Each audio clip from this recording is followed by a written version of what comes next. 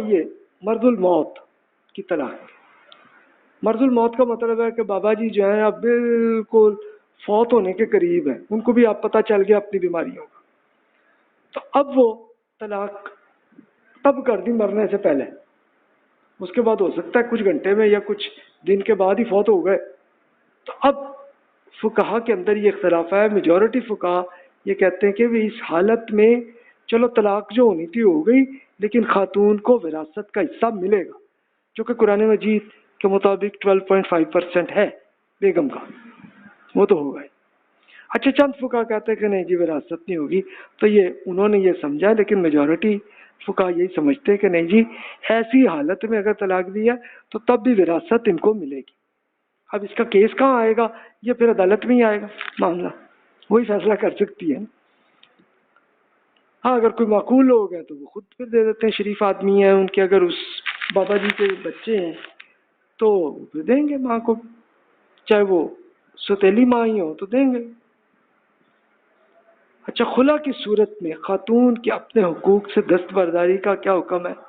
تو شوہر کے لیے یہ بالکل حرام ہے، وہ یہ نہیں کہہ سکتے کہ ہاں جی طلاق میں تبھی دوں گا کہ اگر تم یہ ساری پراپرٹی واپس کرو، لیکن بیوی کے لیے اللہ تعالیٰ نے اجازت دے دی، یہ تو پڑھ چکے ہیں قرآن مجید میں ہی حکم میں اس کو دے دیا کہ بھی اگر آپ کو لگتا ہو کہ بھی آپ اللہ تعالیٰ کی حکم کے مطابق عمل نہیں کر پائیں گے تو پھر خاتون کو اجازت دے دی ہے کہ بھی وہ فدیے میں دے کے طلاق لے لیں، لیکن شوہر کو نہیں ہے کہ وہ مطالبہ کریں ہاں بھائی ٹھیک ہے تمہیں تب طلاق دوں گا یہ اس کی واپس کرو۔ تو بھائی اس کے لیے اگر ایسی خاتون ہیں کہ جن کا آپ کو معلوم ہو گیا کہ جناب ان کا سٹائل ہی یہی ہے کہ وہ شادی صرف اسی چکر میں کرتی ہیں کہ جناب پوری پراپرٹی پہ قبضہ کر لیں اور پھر اگلے سے خلا کرا لیں، تو بھی ایسی خواتین کے لیے پھر بندے کو چاہیے پہلے خود اچھی طرح سوچ لے سمجھ لے، محض رومانٹک بن کے فیصلے نہ کریں بلکہ لاجیکلی سوچ لیں، ریسرچ کر لیں، ریسرچ کر کے شادی کریں، جب یہ ایسی اس ٹائپ کی نہیں ہے خاتون۔ تو یہ اس کو یاد رکھیے گا۔ تو جناب یہ خلا کی صورت ہے۔ اب حلالہ کے بارے میں رسول اللہ صلی اللہ علیہ وسلم نے جو واضح فرمایا، آپ کی ارشاد کا ترجمہ آپ کے سامنے عرض کر دیتا ہوں، صحیح حدیث ہے یہ۔ عقبہ بن عامر رضی اللہ عنہ سے کہ رسول اللہ صلی اللہ علیہ وسلم فرمایا اگر میں آپ کو کرائے کے سانڈ کے بارے میں نہ بتاؤں؟ صحابہ نے عرض کیا جی ضرور یا رسول اللہ، اب فرمایا کہ وہ حلالہ کروانے والا ہے، اللہ کے حلالہ کرنے والے اور اس شخص پر لعنت فرمائی ہے جس کے لیے حلالہ کیا جائے۔ اسی طرح ایک اور صحابی عبداللہ رضی اللہ عنہ سے روایت ہے کہ رسول اللہ صلی اللہ علیہ وسلم نے لوگوں پہ لعنت فرمائی ہے جسم پر ٹیٹو بنوانے والیاں،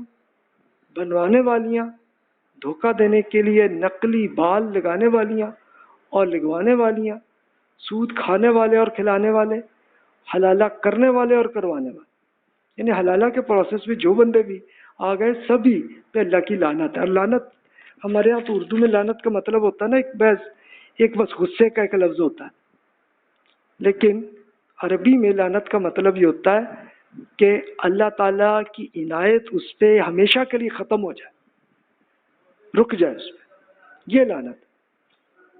تو یہ رسول اللہ صلی اللہ علیہ وسلم نے لعنت فرما دی، تو پھر اس کا مطلب ہے کہ پھر تو کنفرم ہے یہ اللہ کی عنایتیں رک جاتی ہیں۔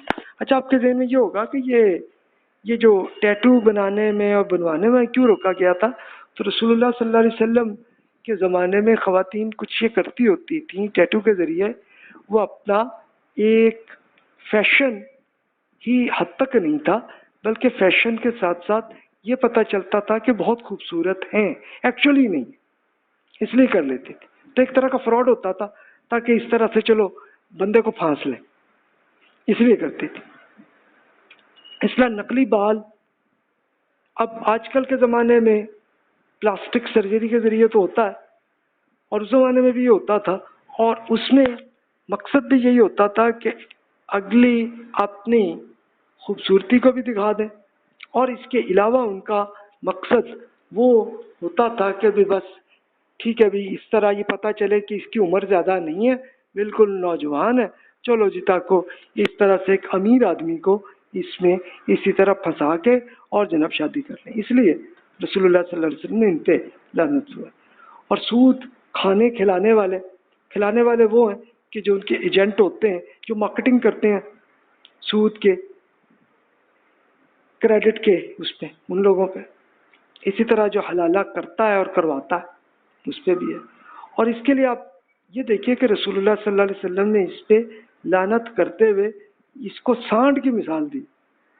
اب سانڈ کا کیا کرتا ہے یہ آپ جانتے ہوں گے اگر آپ نے گاؤں میں آپ رہتے ہیں، لیکن شہر کے بھائی بہنوں کو اتنا نہیں پتہ ہوتا. میں عرض کر دیتا ہوں.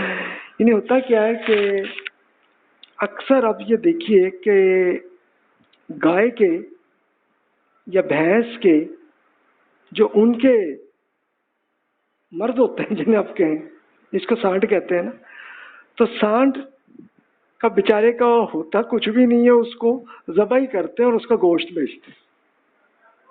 اس لیے کہ گائے اور بھینس سے تو فائدہ رہتا ہے نا کہ اس سے تو دودھ ملتا جاتا ہے، لیکن اس کے جو مرد ہوتے ہیں تو وہ پھر کسی کام کے نہیں ہوتے.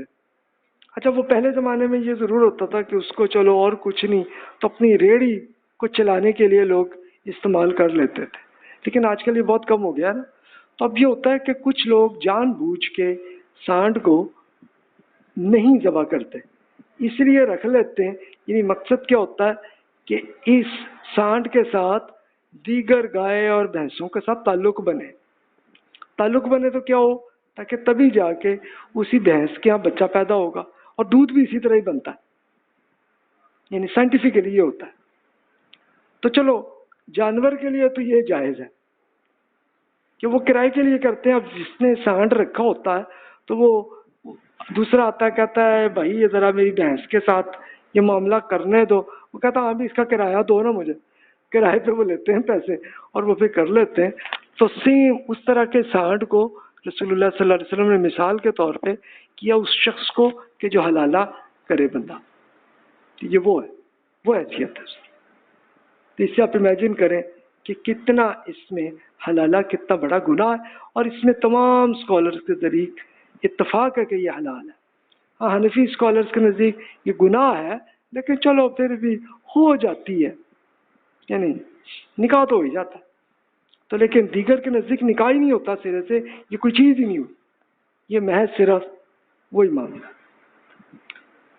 تو یہ جناب اتنی بڑی، اس سے یہ واضح ہوگا کہ یہ جناب ہمارے ہاں یہ جتنا یہ جو 3 طلاقوں کا مسئلہ ہے اس کا اصل سلوشن یہ جمہور فقہا جو دیگر اسکول آف تھاٹس کے ہیں ان کے نزدیک نقطہ نظر آپ کو لگے صحیح لگتا ہے تو آپ سوچ لیجئے، لیکن آپ کو حنفی اسکالرس کا آپ کو صحیح لگتا ہے تو ایسے سوچ لیں. لیکن پریکٹیکلی میں نے کیس دیکھے ہیں انڈیا اور پاکستان کے لوگوں کے کہ وہ حنفی اسکالرس کے ہاں وہ ایک غصے میں کہہ دیا 3 طلاقیں تو ختم، لیکن اب جا کے پھر خیال آتا ہے اس پرانے شوہر یا بیگم کو کہ بچوں کا کیا کریں، یا خاتون کے لیے کوئی آپشن بھی نہیں ہوتی رہی ہے پورے کلچر میں کہ جناب ان کے معاشی طور پہ کون ان کا خرچہ پورا کرے گا. اچھا وہ آج کل کے زمانے میں تو چلو ہو سکتا ہے کہ خاتون کو جابز مل جاتی کر لیتی، لیکن پہلے زمانے میں بیچاریاں کچھ نہیں کر پاتی تھیں اور ان کے لیے پھر یہی ہوتا تھا کہ اگر ان کے والد زندہ ہیں تو والد کے رہ گئیں اور بھائیوں پہ پھر وہ رہتے رہے. اور پھر انڈیا اور پاکستان کے کلچر میں آپ نے وہی دیکھے ہوں گے کہ اب وہ بیوہ یا طلاق کردہ خاتون رہ رہی ہیں اپنے بھائی کے، تو پھر اب اپنی بھابھی کے ساتھ ان کے جو لڑائی جھگڑے چلتے آتے ہیں اس کے لیے آپ کو خود معلوم ہوں گے، آپ نے کیس اخبارات میں بھی پڑھے ہوں گے، کہانیوں میں بھی پڑھے ہوں گے، یہ سچ مچ کے کیس ہوئے، یعنی یہ کوئی اس کے لیے وہ نہیں. تو بہرحال اب آپ خود سوچ لیں، فیصلہ آپ نے کرنا، میں نہیں اس میں کچھ بھی نہیں کہتا.